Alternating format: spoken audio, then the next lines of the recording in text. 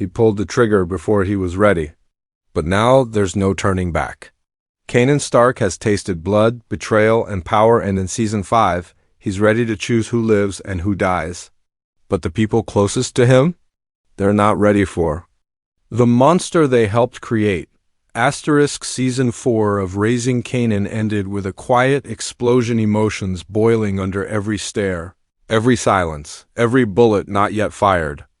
Kanan had been torn between two lives, one that his mother, Rak, built for him with fire and fear, and the other the street life that called to his anger, pride, and hunger for independence. As much as Rak tried to protect him, every lesson she taught was also a weapon. And now Kanan is holding them all. We saw Kanan finally push back. He didn't just question Rak, he started lying to her, making moves behind her back, hiding his own deals. Season 4 showed us a son slipping away from his mother's grip. And it wasn't just Kanan, Rak herself was slipping too. Her empire, once solid and feared, began to crack. The Italians circled like wolves, the cops closed in. And worse, her own people started looking for a way out. Lulu? Done with the game. His studio dream became real, but it cost him blood. He watched Rak sacrifice everything, even him, for her kingdom. And Marvin, trying to redeem himself, still carried guilt for what he did to Jukebox. His therapy helped him talk, but some wounds run deeper than words. Juke, stronger than ever, but colder too, kept her guard up as family chaos pulled her in again. Famous was barely hanging on money problems, loyalty issues, and fear making him desperate. His friendship with Kanan got tested when street choices demanded real sacrifices.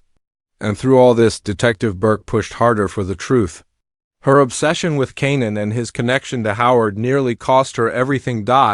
And then came that shocking final scene. Howard warned Kanan, told him the truth again. Told him that everything Rak built was a lie. And what did Kanan do? He walked away, cold, silent, but inside him something cracked open. Not fear, not sadness, power, the kind that changes a boy into something dangerous. So now, with Rak losing her hold, the streets heating up, and trust shattered across every family line, the question isn't if something will go wrong. The question is who will pull the trigger first. Season 4 ended with a storm building. Season 5? That storm hits. And Kanan is standing right in the center, choosing who survives. The trailer doesn't waste time. It opens with a slow shot. Kanan standing on a rooftop at night, looking out at the city like it belongs to him. His face says everything. He's done being the student. The voiceover comes in low and cold. You either make the rules, or you follow them. That line hits hard because this season, Kanan is no longer following anyone. Next, we see Rak. Her eyes are tired, not weak, just worn down. She's sitting alone in a quiet room, staring at a photo of her family. It flashes quickly to her yelling at someone, we don't see who, but her voice is shaking with fear, not just anger. For the first time, Rak looks unsure. Like she knows her grip on everything she built is slipping. Then the music shifts. Fast beats, quick cuts, a street deal going wrong. Someone shoves a gun in Kanan's face. He doesn't flinch, instead he smiles. That's not the same Kanan from Season 1. This Kanan has made peace with violence. He's not just surviving the streets, he's starting to rule them. Another scene shows Lulu back in the recording studio, but this time he's not alone. There's a new face next to him, a young artist with sharp eyes and too much confidence. Could this be a fresh start for Lulu? Or is this new artist part of a dangerous new crew moving in from out of town? The trailer doesn't say, but the tension is clear. Nothing in this world stays clean for long. Then a flash of Marvin, walking through a hallway, blood on his shirt, no words. Just him breathing hard like he just did something he can't take back. A body slams into a wall in the next frame. It's Jukebox. She's in a cop uniform, handcuffing someone fast, rough, cold. She's changed. We knew it was coming, but seeing it feels different. This isn't the emotional Juke from before. This is the girl who's about to become the woman we feared in power. The next clip shows Famous in trouble again. He's yelling at someone. He says, "You told me we was family, man." And Kanan? He just walks away. No answer. The trailer doesn't tell us what happened, but that scene alone screams betrayal. Maybe Famous crossed the line. Maybe Kanan is learning that sometimes family doesn't mean loyalty. And then comes the biggest shock of the trailer detective. Howard sitting in a hospital bed, whispering something to a nurse. The audio is muffled, but we catch 3 words. He's not ready. We don't know if he's talking about Kanan or someone else, but his face is pale, his eyes wide.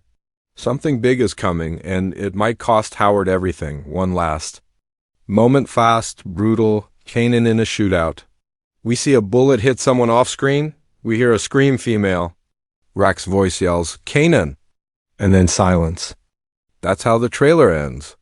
No music, just that echo of a scream in the dark. This trailer doesn't tease a season.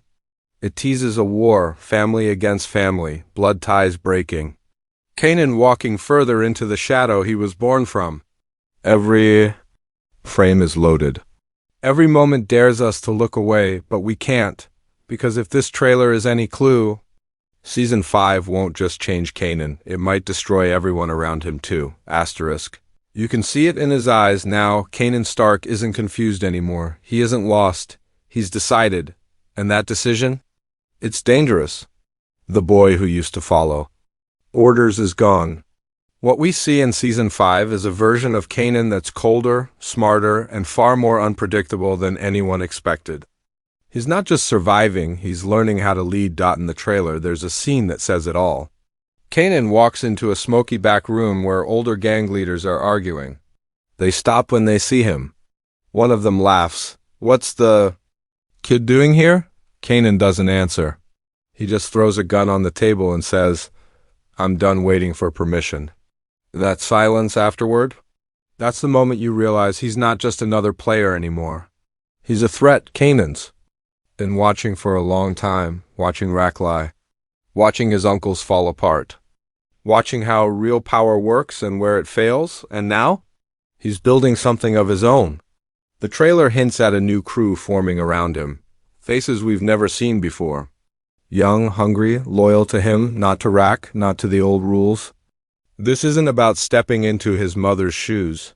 It's about setting those shoes on fire and walking barefoot into the chaos he's ready to control. There's another moment where Rack confronts him. Her voice breaks as she says, "I built this for you." But Kanan doesn't even blink. He responds coldly, "You built this for you. I'm building mine for me." That one line cuts deep, because it proves what we've all known. Kanan isn't trying to save his family. He's trying to survive it. What makes this even more real is how smart he's becoming. Kanan isn't just running corners anymore. He's playing chess while others are stuck on checkers. The trailer shows him moving drugs through music gear, using back rooms and clubs, hidden in plain sight. He's got someone on the inside with the cops, feeding him warnings. And he's even seen shaking hands with a rival crew making deals Rack would have killed over, and it's not just street smarts. There's a new kind of cold in him. A moment flashes where a friend begs him to call off a hit. Kanan listens, then walks away. No emotion, just silence. He's making choices now that cost lives, and he's doing it without flinching. That's the rise we're seeing, not a crown on his head, but blood on his hands, and no regret in his heart. There's even a rumor floating through the trailer. A whisper that Kanan might be turning on someone close. Maybe Famous. Maybe even Lulu. The camera lingers on Kanan holding a photo of him and his mom. He folds it slowly, then tosses it in the trash. That single move is louder than any gunshot. It's the sign that whatever love held him back is gone now. In Season 5, Kanan doesn't need to ask for power. He's taking it.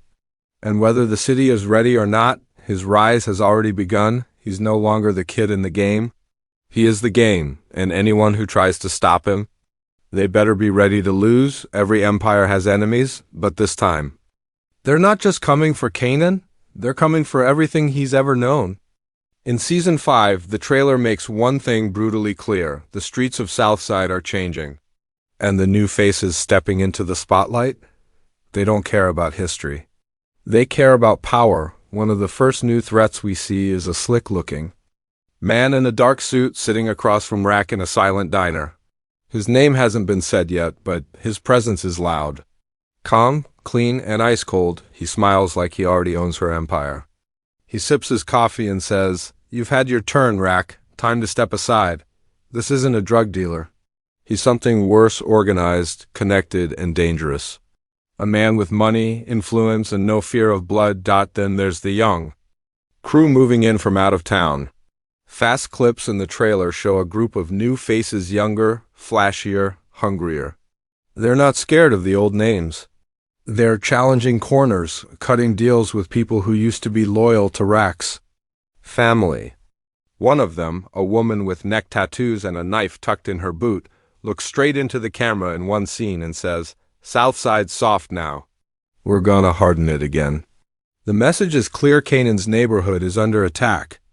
And this crew is ready for war, but it's not just enemies from the streets. The law is changing too. The trailer gives us a glimpse of a new detective, a woman in plain clothes, short hair, sharp voice.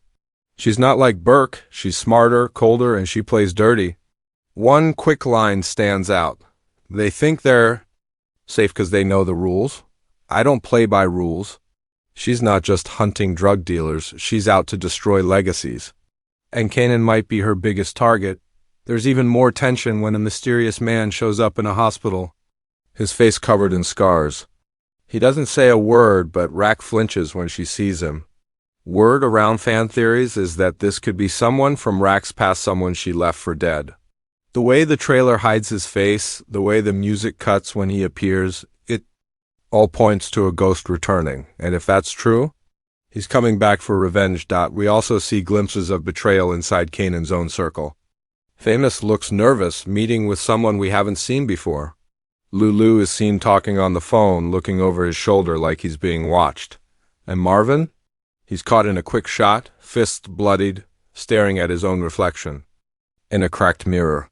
These aren't just enemies, they're cracks forming from within.